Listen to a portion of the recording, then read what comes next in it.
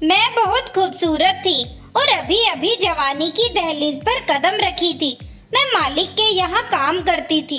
वो मालिक जब भी मुझे देखता था तो हमेशा एक जवान लड़के की तरह मुझसे व्यवहार करता था, जबकि उनकी उम्र 50 साल थी। एक रात मेरे पिता मुझे मालिक के घर रहने के लिए छोड़ गए। फिर मालिक ने मुझे जिम में बुलाया। मालिक को जिम में जब मैंने पसीने से सराबोर बनियान में देखा तो मैं बेहोश हो गई। फिर मालिक ने जैसे ही मुझे मेरे नीचे छुआ तो मेरा नाम अनीता है। मैं अभी अभी 17 साल की हुई थी। मैं 8वीं तक की पढ़ाई सरकारी स्कूल में की। उसके बाद पिताजी ने मेरी आगे की पढ़ाई रुकवा दी। मैं अपने पिता के साथ अकेली रहती थी। मेरे पिता एक दिन कमाने जाते तो अगले दिन शराब की भट्टी में सारे पैसे उड़ा देते।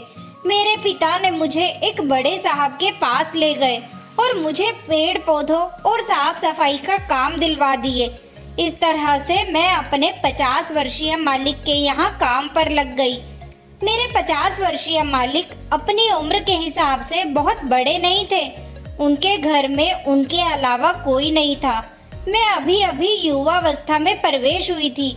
मैं तो मालिक को 50 साल से ज्यादा की समझती थी, लेकिन इस उम्र में मुझे जल्द ही समझ आ गया था कि वे क्या कर सकते हैं, ये मुझे पता नहीं था। मेरे पिता मुझे हर दिन मालिक के घर छोड़ने जाते थे। मालिक के घर के पेड़ों को पानी देती और झाड़ू पोछा करने का काम करती थी। मेरे मालिक की उम्र अभी 50 साल थी। वो अपने घर में अकेले रहते थे। आज शाम को पापा मुझे लेने नहीं आए। मैंने काफी देर तक पापा का इंतजार किया। मुझे गेट पर खड़ा देखकर मालिक मेरे पास आए और उन्होंने मुझसे कहा कि मुझे लगता है कि तुम्हारे पापा आज तुम्हें लेने नहीं आएंगे, इसीलिए उनका इंतजार करने की बजाय घर के अंदर आ जाओ। फिर वो बोले, मुझे बताओ कि तुम्हारे पिताजी रात 8 बजे के बाद कहाँ जाते हैं। तभी मेरे दिमाग में ये विचार आया कि पापा अभी शराब की दुकान पर नशे में धुत होकर वहीं पर पड़े होंगे। मुझे पता था कि यही हुआ होगा, इसीलिए तो पापा अभी तक नहीं आए। तो फिर मालिक के कहे मुताबिक मैं उनके घर के अंदर चली गई। मेरे मालिक ने कहा कि अब खाने का वक्त हो गया है, इसीलिए आओ मेरे साथ तुम भी खाना खा लो। फिर मैंने मालिक के साथ खाना खाने बैठ गई थी। खाना खाने के बाद रात को वो मुझे अपने ही कमरे में सोने को कह रहे थे, लेकिन मैं वहाँ सोने की बजाय हॉल में सो गई। अगली सुबह मैंने मालिक से कहा, मालिक मेरे पिता को फोन करके बुला दीजिए। उन्होंने तुरंत मेरे सामने फोन लगाया, लेकिन मेरे पापा ने फोन नहीं उठाया। एक पिता इतना लापरवाह कैसे हो सकता है। उन्होंने अपनी जवान बेटी को एक 50 साल के आदमी के साथ उसी के घर पे अकेला छोड़ दिया। ये कैसे छोड़ सकता है। शाम को मैं मालिक से अनुरोध करके अपने घर ले जाने को बोली। मालिक जब मुझे मेरे घर पर लेकर आए तो घर पहुंचकर देखा कि हमारे घर पर ताला लगा हुआ था। मुझे नहीं पता था कि पापा कहाँ गए हैं, इसीलिए ना चाहते हुए भी मुझे फिर से मालिक के घर आना पड़ा। देखते ही देखते जल्द ही 10 दिन बीत गए, लेकिन पापा मुझे लेने नहीं आए। मेरे मालिक बहुत अच्छे थे। उन्होंने मुझे अपने घर में बहुत अच्छे से रखा हुआ था। मेरे मालिक की पत्नी की कुछ साल पहले मौत हो गई थी। तब से वो अकेले ही रहते थे। एक दिन मालिक मुझे बाजार लेकर गए। उन्होंने मेरे लिए कुछ कपड़े खरीद लिए। बाजार से घर आकर मालिक ने बताया कि हमने आज जो कपड़े खरीदे हैं वो किस लिए हैं, तुम्हें कल से स्कूल जाना है। फिर मालिक ने कहा कि मैं स्कूल गया था तुम्हारा एडमिशन करवाने। अब जब तुम स्कूल जाओगी तो तुम्हें कई चीजों का ज्ञान मालूम होगा और ये मेरे लिए भी फायदेमंद होगा। मुझे लगा कि मालिक ने मुझ पर बहुत बड़ा उपकार किया है। मैं पढ़ना चाहती थी, लेकिन पैसों की कमी के कारण मैं पढ़ नहीं पाई थी। दूसरे दिन से मैं रोज स्कूल जाने लगी। मालिक ने मेरा एडमिशन शहर के एक प्राइवेट स्कूल में कराया था। जब से मैं स्कूल जाने लगी तब से मालिक ने घर में एक और नौकर रख लिया था। वो घर का सारा काम करता था और वहीं रहता था। मैंने कभी भी इस आनंदपूर्ण जीवन के बारे में सपने में भी नहीं सोचा था जिस तरह मैं अब जी रही थी। मेरी पढ़ाई शुरू हुए 2 महीने हो गए थे। इन 2 महीनों में मुझ में बहुत कुछ बदलाव हो गया था। मैं अनपढ़ से शिक्षित और एक खूबसूरत लड़की बन गई थी। ये मेरी जीवन स्थितियों में एक अलग बदलाव था, लेकिन मैंने ये कभी नहीं सोचा था कि मेरे मालिक मेरे लिए ये सब क्यों कर रहे हैं। इसके पीछे का रहस्य जल्द ही मेरे सामने आने वाला था, जिसका मुझे थोड़ा भी आभास नहीं था। देखते देखते 6 महीने गुजर गए। अब मैं और भी खूबसूरत और जवान दिखने लगी थी। घर का नौकर हर रात सोने से पहले मेरे लिए बादाम का दूध लाता था। ये सब मेरे मालिक के कहे अनुसार ही हो रहा था। सुबह में मैं मालिक के साथ जिम में व्यायाम करती थी। एक दिन जिम में व्यायाम करते समय मालिक ने मुझसे कहा कि आज मैं तुम्हें एक नई तरह की व्यायाम दिखाऊंगा। मालिक ने मुझे उस तरह का व्यायाम दिखाना शुरू किया। इसी बीच घर का नौकर मोहन वहां आ गया। जिम वाली रस्सी खींचते समय मालिक मेरी मदद कर रहे थे। उनका हाथ मेरी कमर पर देखकर मोहन ने अपना मुंह दूसरी ओर घुमा लिया। फिर उसने कहा कि मालिक से मिलने के लिए बाहर कोई मेहमान आया है। फिर मालिक ने अभ्यास रोक दिया और मोहन से कहा, जब भी तुम आज के बाद अंदर आओगे तब दरवाजा खटखटाना मत भूलना। शायद मालिक को मोहन को इस तरह से अंदर आना पसंद नहीं आया। मालिक के बाहर जाने के बाद मोहन मुझे अलग नजरिए से देखने लगा था, लेकिन मैंने उसे नजरअंदाज कर दिया और अपने कमरे में चली गई। कुछ देर बाद मैं स्कूल के लिए निकल गई। शाम को मैं अपने समय पर घर आ गई थी। मैं उस घर में अकेली लड़की थी। मैं घर गई तो मालिक मेरे लिए एक अच्छी सी ड्रेस लेकर आए थे। उन्होंने कहा, ये ड्रेस पहनो और तैयार हो जाओ, आज हमें बाहर एक पार्टी में जाना है। मैं वो ड्रेस पहनकर तैयार हो गई। मैं तैयार होकर बाहर आई तो मालिक ने मुझे एक अलग ही अंदाज में देखा था। मेरे मालिक कोट पैंट पहने हुए थे और इस उम्र में भी वो कम उम्र के दिख रहे थे, लेकिन आज कुछ ज्यादा ही रौनक उनके चेहरे पर दिख रही थी। बस मेरे हाथ में अपना हाथ डाला और पार्टी के लिए निकल गए। पार्टी में उन्होंने मुझे अपने कुछ दोस्तों से मिलवाया। मालिक अपने कुछ मित्रों से खड़े होकर बातें कर रहे थे और मैं वॉशरूम में चली गई। थोड़ी देर के बाद जब मैं वॉशरूम से बाहर आई तो मेरे मालिक का एक दोस्त मेरे पास आया और मेरी तरफ देखने लगा। फिर मालिक के उस दोस्त ने मुझसे कहा कि तुम्हारे मालिक के पास बहुत दिमाग है। तुम्हारे जैसी लड़की बाहर हजारों रुपए खर्च करने से भी नहीं मिलती। इस उम्र में तुम्हारे मालिक की ये ख्वाहिश है, जब तुम जैसी लड़की 50 साल के बूढ़े को तरोताजा करेगी। अपने मालिक के दोस्त की ये सारी बातें सुनकर मुझे उस व्यक्ति पर बहुत गुस्सा आया। मैंने उससे कहा, अपना मुंह बंद करो। फिर उस व्यक्ति ने मेरी बात पर गुस्सा ना करते हुए वो मुझे जूस देने लगा। मैंने जूस लेने से इनकार कर दिया, लेकिन उसने सॉरी बोलते हुए दोबारा जूस दिया। फिर मैंने जूस का गिलास लिया और जूस पीने लगी। जूस पीने के बाद मुझे बहुत चक्कर आने लगे।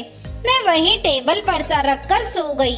अगली सुबह जब मैं उठी तो मैं खुद को अपने कमरे में देखी। मैंने अपने हाथ पर नाखून जैसी एक खरोंच भी देखी थी। मैं उठकर बेड पर बैठ गई। फिर मोहन मेरे कमरे में नाश्ता लेकर आया, जो कि पहले कभी भी ऐसा नहीं हुआ था। अभी मुझे शक भरी नजरों से देख रहा था। मैं उससे बात करने जा रही थी कि तभी मालिक मेरे कमरे में आ गए। उन्होंने मुझसे कहा कि अनीता, क्या तुम ठीक हो? तब मैंने उनसे कहा कि मेरा सर बहुत भारी हो गया है। मालिक ने कहा, तुमने रात को पार्टी में गलती से जूस की जगह ड्रिंक ले लिया था, इसीलिए तुम्हारा सर भारी हो गया। मालिक ने मुझे दर्द की एक गोली दी। मैं आज स्कूल भी नहीं गई। आज पूरे दिन अपने रूम में सोती रही। शाम से रात हो गई। फिर रात को सो नहीं पा रही थी क्योंकि मैं आज पूरा दिन सोई थी। फिर भी रात को मैं अपने कमरे की लाइट बंद करके लेटी रही। कुछ देर बाद अचानक मुझे महसूस हुआ कि कोई मेरे कमरे में दाखिल हुआ है। मैंने धीरे से अपनी आंखें खोली तो मालिक को सामने आते देखा। मुझे कमरे में जागते देखकर वो फिर कमरे से बाहर चले गए। मुझे समझ नहीं आया कि उन्होंने ऐसा क्यों किया। मैं समय समय पर अपने पिता के बारे में उनसे पूछती रहती थी, लेकिन मालिक हमेशा यही कहते थे कि मैं उन्हें ढूंढ रहा हूँ। मुझे हर रात अपने पिता की याद आती है। आज भी मुझे अपने पापा की बहुत याद आ रही थी। उनकी यादों में ही कब मुझे नींद आ गई पता ही नहीं चला। ऐसे ही कुछ दिन बीत गए।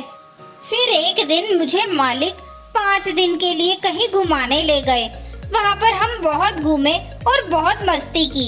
इसीलिए मुझे कभी कभी लगता था कि मालिक मेरे माता पिता की कमी को पूरा करने की कोशिश कर रहे हैं, लेकिन मालिक के मन में मेरे प्रति कुछ अलग ही भावनाएं थी और वो अब मुझे अजीब सी नजरों से देखने लगे थे। हम घूमने के लिए दुबई गए थे। मैंने वहाँ खूब पानी पूरी खाई। वहाँ मेरा और मालिक का एक ही कमरा था। जब मैं रात को एक डांसिंग शो देखने गई तो मैं अच्छे से तैयार होकर गई, लेकिन बाहर जाते वक्त मेरे कपड़े गीले हो गए। फिर मालिक ने मुझे आराम करने में मदद की। उन्होंने कहा कि अनीता, तुम बहुत खूबसूरत हो और मैं तुम्हें हमेशा खुश रखूंगा। मालिक की चिंता देखकर मुझे बहुत खुशी हुई। दुबई में 5 दिन कैसे बीत गए पता ही नहीं चला। जब हम घर वापस आए तो मैंने आते ही मोहन को मिठाई का एक डब्बा दिया। मोहन इस छोटी सी मिठाई के डब्बे से खुश हुआ। आज रात भी मैंने मालिक को अपने कमरे में आते देखा। मुझे समझ में नहीं आ रहा था कि वो हर रात मेरे कमरे में क्यों आते हैं। अगले दिन जब मैं नाश्ते के लिए बैठी थी तब घर में मोहन और मैं ही थे। मैं बहुत थका हुआ महसूस कर रही थी। मुझे देखकर मोहन बोला, अनीता जी, आप बहुत थकी हुई लग रही हैं। रात को मालिक आपके कमरे में आए थे, इसीलिए शायद आप थक गई होंगी। मैंने उससे कहा, तुम क्या कहना चाहते हो? मेरा इतना कहते ही मोहन बोला, अनीता जी, मुझे माफ करें, गलती से मेरे मुंह से ये शब्द निकल गया। मुझे लगा कि मोहन मुझसे कुछ कहना चाह रहा है। वो ऐसे बातें किया करता जो मेरी समझ से बाहर होती थी। मैं उसकी बातों को नजरअंदाज करना ही बेहतर समझा, इसीलिए मैं उसे नजरअंदाज करके स्कूल के लिए निकल गई। मैं आज पूरा दिन स्कूल में बिताया। मैं अपने पापा के लिए ग्रीटिंग कार्ड बना रही थी, क्योंकि आज मेरे पिताजी का जन्मदिन था। पिताजी की याद में आज मैं अच्छे से खाना भी नहीं खाई। बीच में ही खाना छोड़ दिया और मैं अपने कमरे में चली गई। पिताजी की याद में मुझे रोना आ रहा था। तभी मालिक मेरे कमरे में आए। उन्होंने मुझे रोता देख मुझसे पूछा, क्या हुआ अनीता, तुम रो क्यों रही हो? मैंने कहा, मालिक, मुझे पापा की बहुत याद आ रही है।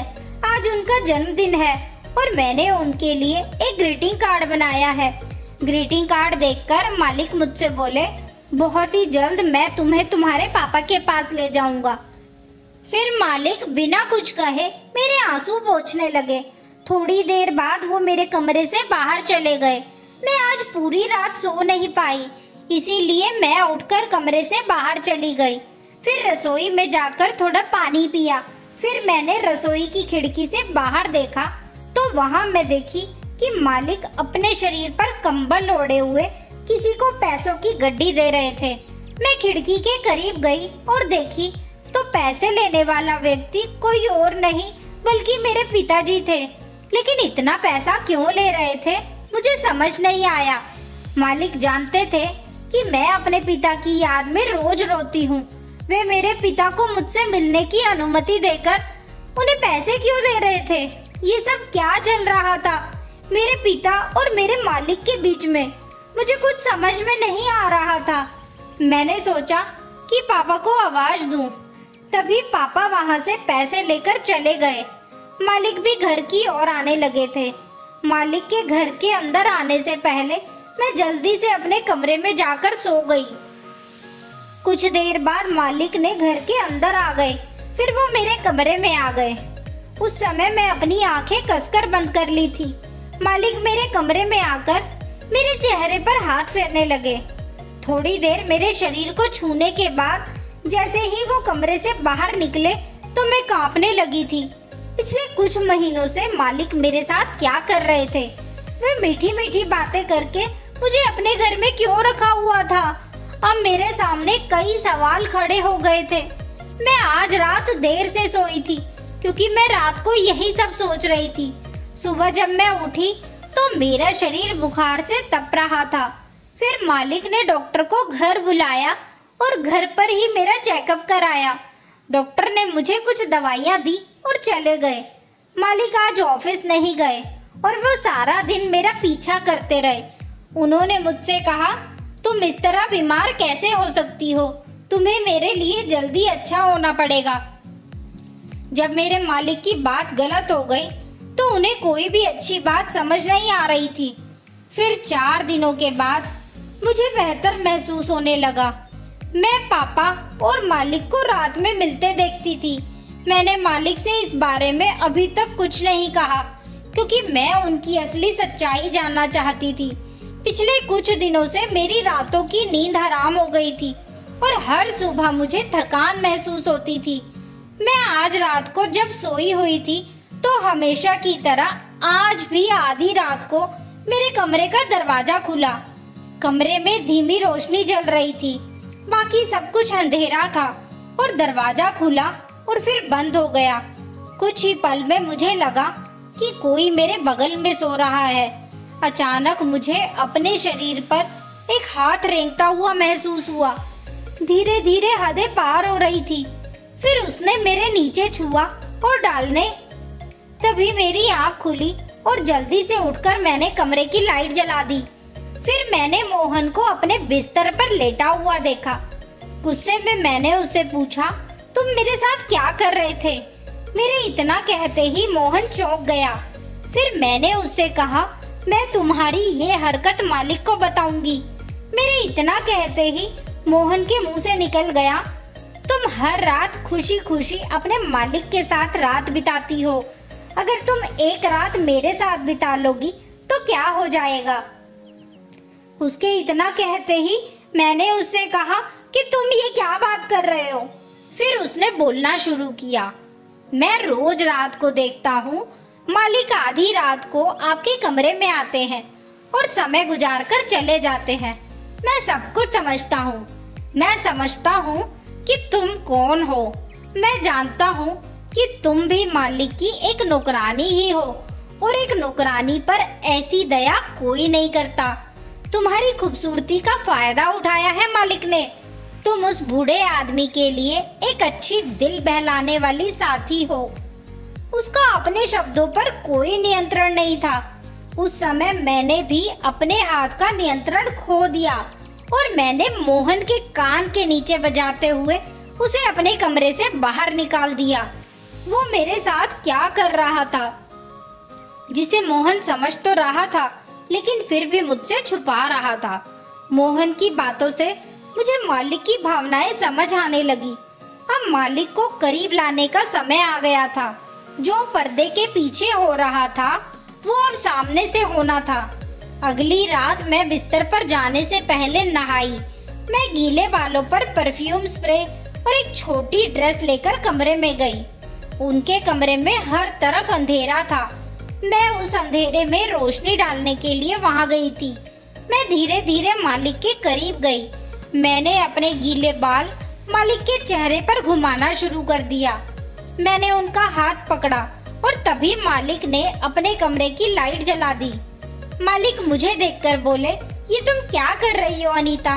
तुम होश में तो हो? तुम ये गलत कर रही हो। तभी मैं मालिक से बोली, अगर मैं गलत कर रही हूँ तो आप उस रात के अंधेरे में मुझसे छुपकर मेरे पिता को पैसे देना और रात को मेरे कमरे में आना और मेरे पास बैठना, मेरे शरीर पर हाथ फेरना, ये सब क्या है? आप मुझ जैसी नौकरानी पर इतना उपकार कैसे कर सकते हैं? आप ये सब तब तक नहीं कर सकते जब तक आप अपने मन में कुछ अपेक्षा नहीं रखते। मैं आपको वही देने के लिए आई हूँ जो आप चाहते हो। आपको जो चाहिए ले लो, लेकिन मुझे मेरे पिता से मिलवा दो। मेरे इतना कहते ही मालिक ने कहा, कि पिता के लिए इस मुकाम तक तुम्हारा जाना गलत नहीं है। फिर मालिक ने कहा कि तुम्हारे पिता ने तुम्हें कभी नहीं बेचा, बल्कि तुम्हारे पिता ने जुए में तुम्हारा घर भी हार लिया। वे तुम्हारे साथ भी जुआ खेलने वाले थे, तभी मैं उनके पास से गुजर रहा था। वो तुम्हें पैसे के लिए अपने शराबी दोस्तों को बेचने जा रहे थे, लेकिन जब मुझे सच्चाई का पता चला तो मैंने तुम्हारे पिता को इतना धन दे दिया जितना उन्होंने मांगा था, और मैं तुम्हें अपनी बेटी के रूप में अपना लिया। तुम अपने पिता के प्यार में इस कदर पागल थी कि तुम कभी अपने पिता का असली चेहरा देख नहीं पाई। तुम्हें अपने पिता के प्रति इतना प्यार देखकर मैं भी तुम्हें उनकी सच्चाई नहीं बताना चाहता था। मैं किसी लड़की के दिल में उसके पिता के लिए नफरत पैदा नहीं करना चाहता था। मैंने अपने बच्चे को जन्म नहीं दिया। मैं और मेरी पत्नी एक प्यारी सी बच्ची चाहते थे। भगवान ने मुझे बहुत धन दिया, लेकिन उस संपत्ति का कोई वारिस नहीं दिया। मेरा एक हाथ खुशियों से भरा है, लेकिन दूसरा हाथ बंजर जमीन की तरह सूखा है। लेकिन जब से तुम आई हो, तुम्हारे प्यार से मेरे दूसरे हाथ की रखरखाव धीरे धीरे कम होने लगी है। मैंने तुमसे कभी मुझे पापा बुलाने के लिए नहीं कहा, और मैं अभी भी नहीं कहूँगा। मैं नहीं चाहता था कि तुम किसी बुरे हाथों में पड़ो, इसीलिए मैं तुम्हें बिना बताए तुम्हारे पिता से गोद ले लिया। अब मैं तुम्हें पूरी सच्चाई बता दी है। अब तुम जो फैसला करोगी वो मुझे मंजूर होगा। मैंने भगवान का शुक्रिया अदा किया और बोली, सौभाग्य से मालिक जैसे इंसान ने मुझे बचा लिया। उन्होंने मुझे एक अच्छा जीवन दिया। फिर भी मैंने उन्हें मालिक की जगह पापा कहा। मेरे मुंह से पापा शब्द सुनकर उनकी आंखों में खुशी के आंसू आ गए। जब मैंने पापा को मोहन की हरकत के बारे में बताया तो उस दौरान उन्होंने उसे नौकरी से निकाल दिया।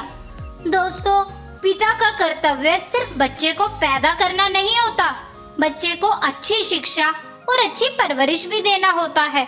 अगर एक पिता अपने ही बच्चों को बेचने लगे तो दुनिया का कैसा बच्चा ऐसे बाप के साथ रहना चाहेगा। धन्यवाद दोस्तों, आपको हमारी ये कहानी कैसी लगी हमें कमेंट करके जरूर बताएं। कहानी पसंद आई है तो इसे लाइक करें, शेयर करें और हमारे चैनल को सब्सक्राइब करें। धन्यवाद।